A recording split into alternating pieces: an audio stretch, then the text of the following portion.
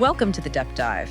Today we're jumping right into a really dense one, the Frequency Wars mythos. We're talking high-tech sci-fi, deep spiritual philosophy, and this very specific, gritty boom-bap vibe. Think 83 BPM. Yeah, that aesthetic is crucial because this whole thing, it's really a story about spiritual resistance. Yeah. You know, the sources paint this picture of a war that's, well, it's not just fought out there in space, it's inside your head. A war over reality itself. Exactly. So our mission today really is to get a handle on the main players. You've got the bad guys, the Cabal, then the Resistance, the Ronin Monks, and maybe most importantly, the philosophy guiding them, the Sky Khan Doctrines. Right, it's all about control versus what? Cosmic harmony. A battle using frequencies, codes, sound. Who gets to write the music of the universe, basically? And who controls memory? That's the core of it. Okay, so if it's a sonic war, let's start with the ones trying to hit the mute button, the Cabal. The antagonists. The descriptions are intense. Veiled sorcerers of synthetic sleep, neuroglyph lords. Okay, beyond the cool names, what's their actual endgame here? Well, it's way bigger than just, conquering planets or something. It's about dominating the metaphysical market. They literally want to monetize eternity. Monetize eternity. Wow, okay. Think of it like this. The universe used to be this huge symphony, right? The source material says 10 billion voices harmonizing. The Cabal sees that harmony and thinks quarterly profit margins. So they carve it up, break the harmony. Precisely. They want to reset the known knowns, trap everyone in this kind of spiritual holding pattern. The sources have this chilling phrase, they're crawling inside heads to redecorate. Ugh. That's peak horrifying corporate villainy, like you said. How do they pull that off, though, if it's not tanks and soldiers? Their weapon is consciousness. It's all about beta wave manipulation, digital hypnosis. Mind control for the Netflix generation, I think I read. That's the one. Yeah. It's this idea that, why bother occupying land when you can just occupy minds? Yeah. Control the subjective experience. That's total control. These are the corporate titans the lore mentions, the ones who broke the original cosmic flow. Which is terrifying because how do you even know if your whole reality is shaped by them? Right. And the lore actually confirms that. It says Earth is basically prison planet Terra. We're already inside. Already captured. Yeah. The only way out, the only way to know, is to tune into a different frequency, something outside their broadcast, which is where the other side comes in. Before we get to the Resistance, who's supposed to be watching out for this? Are there cosmic cops? Sort of. There are these ancient guardians, the Eyes of Trust. They're described as transcosmic, transdimensional, very big picture stuff. They oversee the pillars of reality known, this whole awareness hierarchy. But they couldn't stop the Cabal? Apparently not. Or maybe their oversight is different, more detached. The point is, Terra's locked down. Okay, so the Resistance is fighting from inside. That sets the stage. Let's talk about the Ronin Monks. The Universal Secret Society of Ronin Monks, USSRM. Yeah, the USSRM, Generals of the Awakening. And their leader, the original rebel general.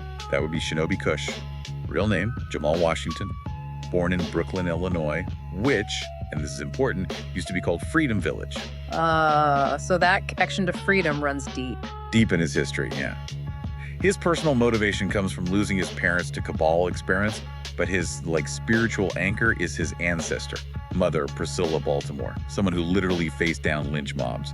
That spirit of defiance is key. Makes sense. And that heritage, that defiance, it feeds into their whole philosophy, their battle cry even. Uhuru Hotep. Exactly. Freedom and peace, Swahili and Kemetic. That mixes their strategy. How so? Well, their mission is freedom for all to pursue that which creates harmony and peace, and they do it using word sound power. If the Cabal uses synthetic frequencies, the monks fight back with the authentic rhythm of the self.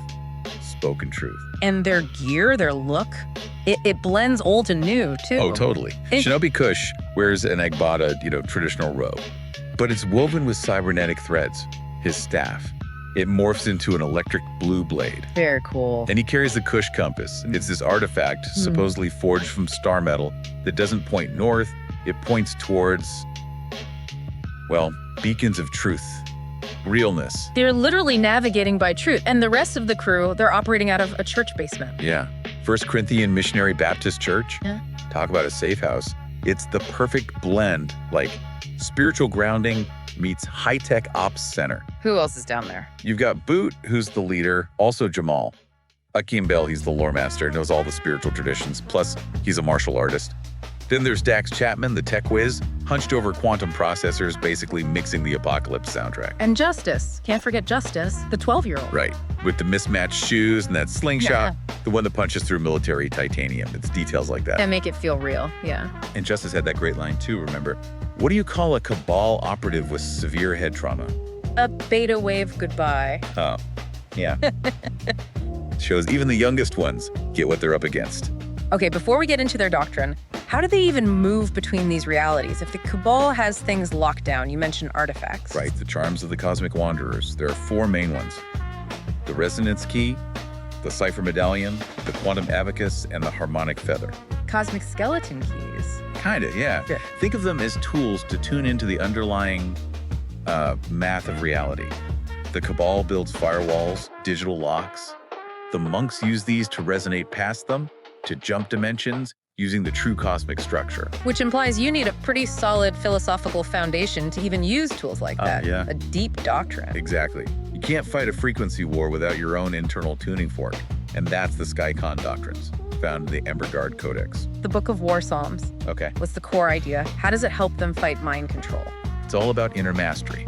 The Codex has 7 scrolls, but they really hammer home stillness, memory, and intent. So, scroll number 1, Silent Vigil. How does that counter the Cabal's noise? It says, stillness is the blade that carves truth from shadow.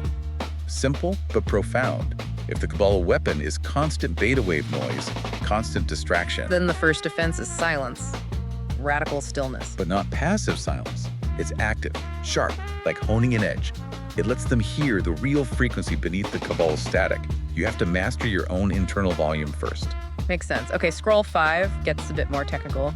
Bone and signal, bisonic commandments, worm beam architecture. What's that about? This is brilliant, I think. It says, your bones remember what your mind denies. The Cabal goes for the mind, right? Easy target for digital hypnosis. Yeah. But the monks learned that your actual physical body, your bones, your biology, it's a storage device, a deep archive. Every injury, every scar, it's a record. So the body itself holds a truth. The Cabal can't just edit. That's the idea.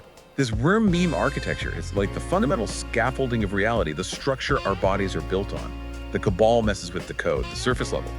But the monks learn to align their intent with the memory stored in their bones. Generating a kind of biological truth signal. A biosonic signal. Yeah. Something authentic that cuts through the digital noise. It turns the monk into a walking, breathing anchor of reality. Wow, okay. And then scroll 6, Waking Flame. This connects to the ultimate goal, right? The cleanse process, becoming godlike. It does. Scroll 6 says, flame is not awakened by friction, but by intent. Strike not to destroy, but to ignite the truth inside what resists. So it's not about violence. Not primarily. It's about illumination. When a monk fights a Cabal agent, the aim isn't just to win the fight. It's to strike with such pure intent that it, sparks the forgotten truth inside the agent. Trying to wake them up, too. Essentially, yeah. Trying to ignite their own book of becoming that the Cabal buried. It's a call to remember, tied into those stages of the cleanse, vibrational alignment, ego dissolution, that kind of deep work. Okay, this all circles back to memory. If the Cabal steals the past, the monks have to reclaim it, which leads them to the Outlands. Right. And the Outlands are, well, they're weird. It's a place where abstract ideas become physical. Like the lore says mathematical concepts having lunch. Serious? That's the vibe. It's a psychic borderland. And there, the monks find these 3 key places that really teach them about memory and what's being lost. First stop. The village of echoed memories. Yeah. Calls itself mnemonic. Here, memory's digital. It's organic. It's stored in plants, in memory gardens. Living archives. Exactly. The keeper there, Yolanda, she explains the Cabal's real crime. Stealing the past robs the future of the blueprints for how to resist. The people there remember bits of all lives, all songs, massive internal databases the Cabal can't touch. That's powerful. What's the next site? It sounds bleak. The wastes of forgotten names. It is. It's a desert. But the sand, it's made of ground up words, erased identities. It's where names go to die, basically. Oh, man. There's this figure there, the Wanderer, who collects these deleted names, like a librarian of the lost. He says, dust remembers, dust dreams. It's a stark visual of what the Cabal actually does. And the third site ties it all together, the Library of Unwritten Books, an Akashic branch library. This is the goal. The custodian, Dr. Frequency, explains everyone has a book of becoming. It's your true story, your potential. The Cabal spends its time trying to hack these books insert errors, rewrite destinies, So the monk's mission. is to become their own book. To internalize that truth so deeply, they become living books that can't be edited, deleted, or rewritten. That's how you win a frequency war, make your signal pure, unhackable. So the journey into the Outlands wasn't just about finding things, it was about becoming something, shifting from fighting outside to being resilient inside. Absolutely. They realize the ultimate weapon isn't a bigger gun or a louder frequency jammer. It's the resonant frequency of your own authentic self, broadcasting strongly. Reclaiming memory, personal and ancestral, is how they create that counter signal. Which brings us back to the core idea, this whole frequency war. It's a battle for authorship, isn't it? Who gets to write your story? Who decides what you remember? That's it exactly. The monks fight with rhythm, with discipline, with memory itself, with the weight of history behind them. And it's ongoing. The source material hints at more, right? The machine gods stirred, but the Sky Khan frequencies had returned. Yeah, it leaves you hanging a bit. It underscores that freedom, this kind of awakening, it isn't a final state. It's a continuous process. Constant tuning, constant remembering. A really fascinating deep dive. It makes you think, if the cosmos is supposed to sing and there are forces trying to sell silence, what's the cabal in our own lives? You know, the noise, the distractions, the things trying to edit our own story. How do you tune into your own authentic frequency? Yeah. How do you access your own book of becoming? Definitely something to mull over. We'll leave it there for this time. Catch you on the next deep dive.